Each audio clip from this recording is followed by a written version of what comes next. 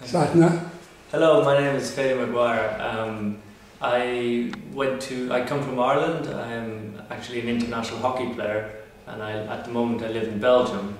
But I grew up as a Quaker, as a friend in Dublin, and from a religious organisation. And a year ago today, I was in Hebron in the West Bank, working as a human rights observer for an organisation called the Ecumenical Accompanying Programme for Palestine and Israel, otherwise known as the EAPPI program, which was set up by the World Council of Churches in 2002 in response to the Intifada. The reason why the World Council of Churches set it up is because they wanted independent international people on the ground witnessing what was happening and being able to report what was happening on the ground. I did my training in London. It was funded, it was organised, and all the training was done by Quakers and Friends in London. I served in Hebron for 3 months, and I got to appreciate what it's like to live in the occupation and to experience the hardship, to experience the daily harassment, to experience the rights that they have been deprived, that Palestinians have taken away from them every day.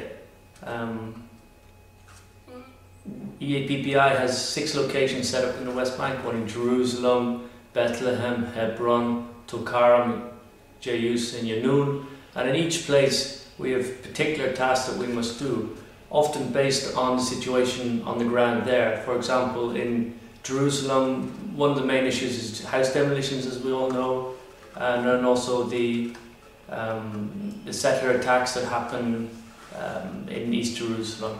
In Bethlehem, it's liaising with organisations, church organisations, but also working with Ada refugee camp.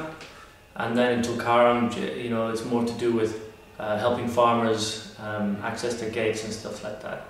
In Hebron, my specific task was to every morning and every afternoon was to observe the children go to the Kortuba school, which is located in Al-Shahada Street, in the middle of the closed area in Israeli occupied and Israeli controlled Hebron. Our task started at 7:30 every morning. People often said to me, "Well, why are you there? Well, these children are going to school. Why do you need it to be there?" But the fact is that the children have experienced violence before from the settlers living nearby, all around, and it's been well documented that they haven't been afforded the protection that the Israeli soldiers and the Israeli police are supposed to give them. And for this reason, our organisation has 4 volunteers living in Hebron who every morning get up and observe what happens. And often nothing will happen, but nothing happens in a way because we are there. Yeah, that's right. And nothing happens is a kind of success for us. There were confrontations, I think, in 2005, and also you might have heard on the news whereby the school headmistress had to give classes outside the checkpoint which she couldn't get past because the Israeli soldiers just wouldn't let the children go to school under the curfews earlier on and things like that.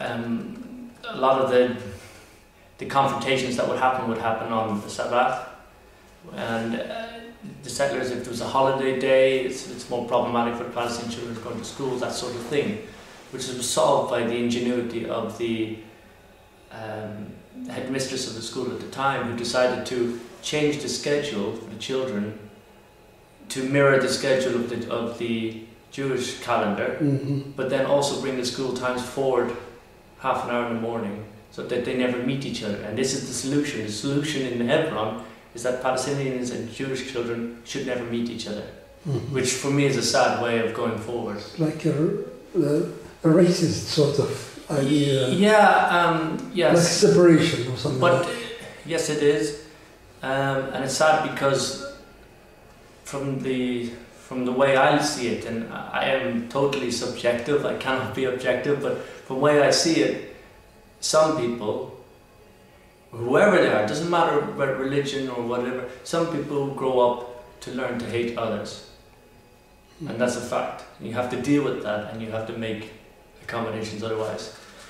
Other things you know, when I was in Hebron, a young kid was killed. He was 19. He was killed at the Ibrahimi Mosque, and I wasn't there at the time, but we have contacts in the hospitals who, you know, had the body and they told us what happened. And he had been, on a Wednesday evening, I think it was the 5th or 6th of May. His name was Hammam Nasruddin. I'll never forget, because we met his father, who was a sheikh, an important guy in the city, and it had a big effect on me, because he was killed in a spot where we had patrolled. Patrol's the wrong word. Where we had brought visitors into the mosque, and also into the synagogue part of the mosque many times, and he'd been shot dead, and of course I think it was 11 times he was shot, which is baffling to me when they got the body back. And the family, and of course I cannot corroborate any of this, I didn't see it, but the family told us of reports where their son had been shot in both legs, which they say means it was a cover-up for afterwards and what they do. But I mean, the importance of the story I have to tell you is that I know of that kid who happened to be late for prayer on Wednesday evening. When the call to prayer came, you should be in the mosque, I understand, you should be praying, so he was late. And like anyone who's late for something, you start running. And this kid had been through 2 checkpoints to get to the stairs leading up to the mosque, to the 3rd checkpoint. Now these 2 checkpoints are manned by soldiers. You have to, they're very detailed what you have to go through. You have to show everything in your pockets. You've got your bags are checked to show your papers, your IDs. Sometimes your IDs are taken away from you and then you check, but then you go up. And so I know that that kid had to go through 2 rigorous checks within 10 meters of each other, and then start the stairway up, and then he started running because he heard the call to prayer. And this is what we're told. This is the stories from witnesses at the time. And he gets shot dead by Israeli soldiers, who obviously called for him to stop running, because running can be considered a threatening behaviour.